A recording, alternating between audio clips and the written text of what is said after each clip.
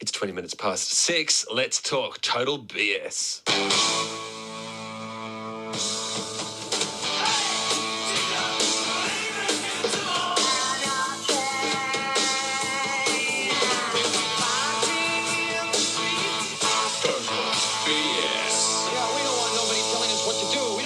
Pushing us around. That's right, total behavioural science. Now, I have never had to have a difficult chat in my life. I just bounce from easy conversation to easy conversation with no drama whatsoever or emotion. But what about everyone else? What do other people do when they need to have difficult chats in the workplace? I am joined right now by Jeff Payne and Peter Bragg from Behaviour Works Australia, part of the Monash Sustainable Development Institute. Good morning, boys. Good morning, Sammy. Good morning, Sammy. Is this going to be a difficult chat? We're going to talk about it. Yeah. Let's not get too difficult. Let's take it easy. How do you do it, though? How do you have a difficult chat? Well, you practice. It's like everything else, right? You're a musician. You've probably done 10,000 hours of piano practice. Pilots do flight simulations. And difficult conversations are a skill, and they're a skill that gets better with practice. Now, I'll do the serious stuff first because we're going to have a lot of fun. We did the marshmallows a couple of weeks ago. This one's going to be even better. When people don't have difficult conversations, in boardrooms in particular, very bad things can happen. So we've seen the Banking Royal Commission. We've had some terrible outcomes In the health sector? in the health system. When people don't feel that they can address problems or they're nervous to do it. So it's actually really important, particularly in some jobs, that you can have difficult conversations, but it's really difficult. So we were putting our thinking caps on and we thought, if only we had an actor that could do a trial of difficult conversations to help people get better. And then I stepped up. Jeff Payne, Yeah. renowned he stepped up. thespian. He stepped up. Was it a difficult conversation to work out which actor you I had to picked? say, Jeff, we need to talk. Yeah. We need to have a chat.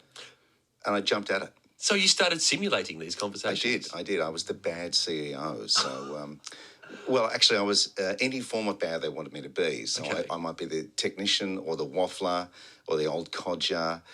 Basically, I said, what is your most difficult kind of CEO character that you want to deal with? They'd tell me, and we would improvise this conversation for about a minute. Yeah. And we'd stop, and then we'd say, okay, what's going wrong here? And everyone would say, well, clearly he's just throwing information at you.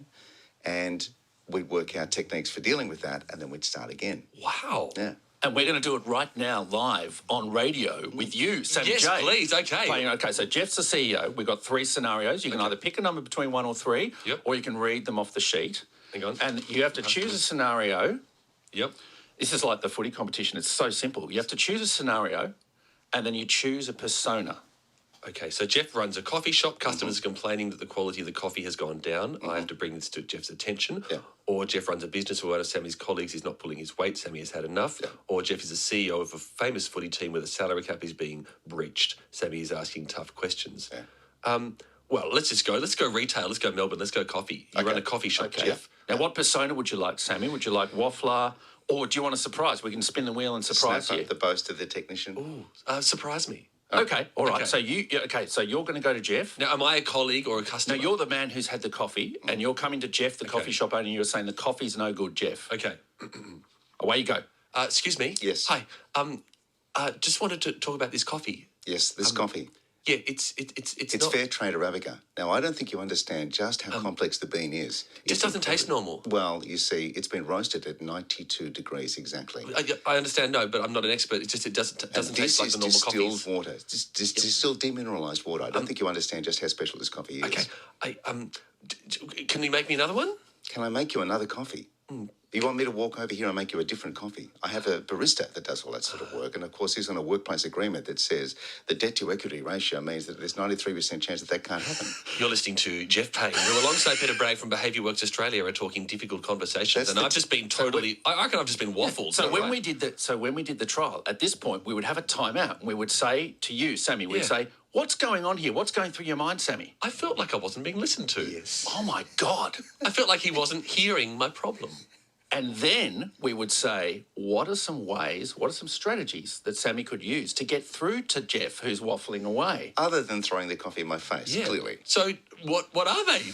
Well, you would stop the conversation and say, I'm not sure what technical information you're trying to give me now, but the issue is really simple. It's about the coffee. So you have to bring it back to the actual issue you're talking about. Yep. Yeah. And get them to explain in a language you can understand. We are allowed to say, I don't understand what you're saying. That is that phrase there is, I think, should be deployed frequently. Yes. Yeah, and so then if we take it back to the boardroom, right, and we're talking about something serious, it's basically saying, listen, I understand, there are some technical things here, but I really need you to understand that this coffee is subpar, and this is Melbourne. Yep. So do you want to try again? Okay, I'm going to go again. Okay. You need to be firmer, Sammy. You need to. Hi, excuse me. Hi. Hey, love your coffee. Just today, something is wrong with it. I just wanted to let you know in case it's affecting other customers. Wow. This hurts me. It hurts me that you have criticised my coffee. Oh no, sorry. Switch personas. I don't mean to be personal at all. This is nothing personal. It's just that your coffee is fantastic, but this one today is bad. Wow. Wow. It's all about the coffee, and you've hurt my feelings. Can I take you for a coffee to talk about it? Great. Beautiful. Nice. You've switched it back out and you found a workaround. Oh, Yeah. But actually, Jeff didn't play fair there because he started out as the waffler and then he went all emotional. I liked it though. What did he This come? is- The needy actors emo. are What so was that? unpredictable. That's the wounded. That's the wounded. Yeah. So that's when it becomes totally emotional. It's all about them. It's all about their feelings. And then you have to kind of back off because they'll just get more and more emotional. Okay, what's the other? So we had the wounded, the waffler. Right, let's try another one. Do the same thing again. Coffee. Go. Excuse me, coffee just tastes horrible today. I don't think you understand how good the coffee is. I actually roast the beans myself. Each bean is polished and I do it myself. Why? Is this the Because I'm a gaslighter? natural. Is this the gaslighter? What's this one? Sort of the boaster, the bragger is. But without any listening. No, that's right. And it's because I'm just constantly upping myself and bragging about myself, basically. It doesn't give you a chance to even talk. So how do you get through to a boaster? Well, I think you have to let some of the air out of their ego a little bit and say, well, you might be the best person in the world for this, but the coffee is still subpar. We still have the issue here. Do you need And to this is keep Melbourne. flattering their ego though and pumping up their tires? Is that part of? It's borderline psychopath. Maybe you do. Maybe you do. Yeah. It's tricky. It's tricky. But you have to identify what the problem is and then work around Is it. part of the problem here? All the onus is in these scenarios on the person who is the good person, the complainer, and you're sort of there meant to be the reasonable one dealing with difficult personalities potentially. Like, Yeah. for example, we had a problem at our local cafe where the coffee wasn't right, and we said it to them because and they were great. They made us another one and said, "Oh, so sorry, explained it was fine." We didn't have any issues with that. Perfect. Yeah. But I guess not everyone is like that. Well, some of the tips and takeaways for people in boardroom situations. So sharing, exactly what you're saying, sharing the problem. So I've been worried about this for a while. How about you? Are you worried about the coffee, Jeff? Because I'm a little bit worried about it, and then Jeff might, he might flip into something else. Or if you're getting pushback, you might say, look, this doesn't seem to be working. How can we get on the same page here? What could we do to solve this problem together? And then there's, refocusing. So things like, how is this conversation solving the problem? So practice makes perfect. Well, thank you for practicing today with me and helping solve our problems with this conversation, boys. Thank you, Sammy. Well done. Great conversation. We'll do thank another you. experiment in 2 weeks. Like if you a want. coffee now, yeah. Good chat. Peter Bragg and Jeff Payne talking total BS.